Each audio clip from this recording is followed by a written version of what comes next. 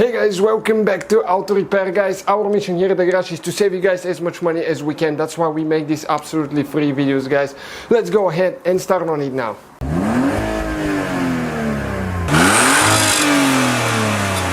Hey guys, welcome back to Auto Repair guys. Today guys, a quick video about a product review about the action camera. Okay, it's not car related thing that we're doing today, but it's an action camera that we use on our cars when we go places, we go racing, we want to video something, or when we play with the motorcycles. You can see right here.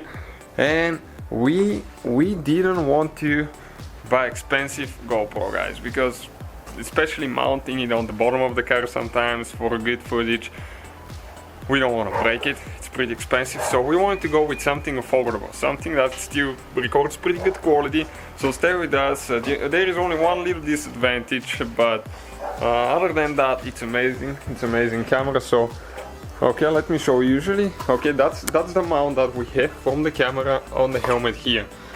So it's made by DB Power. Comes with a hard case, really good quality case. Look at that thing, it's pretty hard, so you can fit everything. It's waterproof, Wi-Fi camera, 4K, you can see, but usually HD works the best for us. So you have the monopole that's extendable. You can see the button to start recording video or taking a picture. You can mount this on your wrist, so that's pretty cool. All the menus, that's the camera with a waterproof case. All the mounts, different mounts, crazy amount of mounts. And it's very affordable guys. Extra battery right here, that's very important. I forgot to mention that because that's what we were looking for, to have an extra battery that we can have charged all the time and we can record more. So this is the camera, pretty easy to operate. If you need to open it, okay, all you do, pop this thing on the front and remove it like that.